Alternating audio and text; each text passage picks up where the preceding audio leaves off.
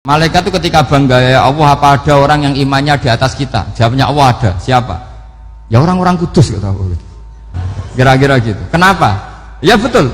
Karena kamu iman saya itu wajar, kamu tahu saya. Tapi mereka nggak tahu saya tapi iman. Kenapa bisa iman ya Allah? Karena mereka punya logika, punya akal. Akhirnya Imam Amudi disuruh sama Allah presentasikan logika tauhid kamu lewat jalur matematika. Malaikat disuruh dengerin semua. Isma'u ya malaikati, ini mimpinya wali.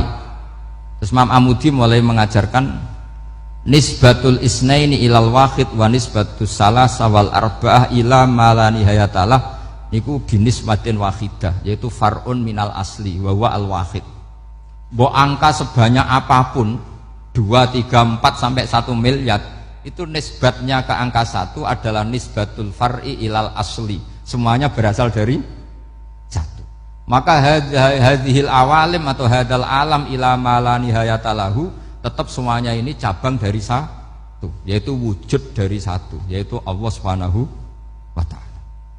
Sehingga semenjak itu ditiru sekian ulama. Akhirnya malaikatnya mantuk karena kepastian kalau Allah satu yang diyakini malaikat itu sepasti logika yang dibangun orang-orang manusia ini, padahal tidak ngerti Allah Subhanahu wa ta'ala karena pakai akal. Sehingga di pondok itu orang harus ngerti mantek. Orang mantek itu ilmu yang jelimet tapi menyenangkan. Biasanya sing sinau ambek rokokan, sawangannya kayak filosof. Jadi paling gak agak paham dia alasan. Sementing nikmati rokok, tak pikir nikmati pemikirannya, ternyata nikmati rokok.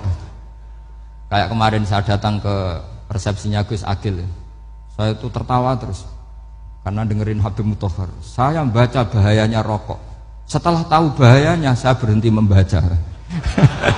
Tak pikir itu kan setelah tahu bahayanya saya berhenti merokok, ternyata enggak. Saya baca bahayanya apa? Merokok. Setelah saya baca, maka saya berhenti membaca, gitu. Bukan berhenti merokok. Itu ilmu kelas tinggi seperti itu harus mantap. Pernah beliau ditegur dokter, Beb, kalau rokok terus nanti mati. Tenang saja, saya masih bawa korek. Dikira itu kan orangnya yang mati, ternyata beliau enteng saja. Santai aja dok, saya masih bawa korek. Jadi saya bukan nyarankan santri rokok, tapi orang rokok itu memang punya logikanya sendiri. Kalau Banafek Hajen itu masih pernah bahasa juga, karena Banafek juga turunan Mbah Mutamakin. Hak, rokok itu haram tau ora? Nak cara kula darani haram sebuti bah. Lah iya, nak haram ya bener aku. Mulane tak obong, barang haram apike diobong. Jadi saya sama orang-orang sepuh itu tidak pernah menang. Jadi apa ya? Mereka itu orang yang sudah lama, gimana ya, mau dikatakan bulat itu ya, tapi memang nggak pernah kalah mereka. Ada satu kiai masih misananya Banafek, ini rokok 2 katanya. Bagi yang nggak ngerokok berarti membiarkan 2 haram masih. Bagi yang merokok berarti mengurangi haram. Kalah lagi ya. Jadi saya tuh pernah dibully 2 mbah saya, karena 2 mbah saya ini rokok semua.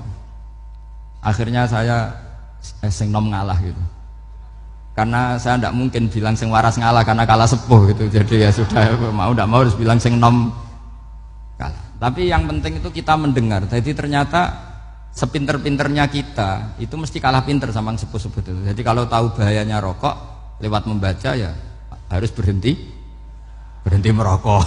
Berhenti membaca katanya. Nah malaikat ini cerita lagi malaikat.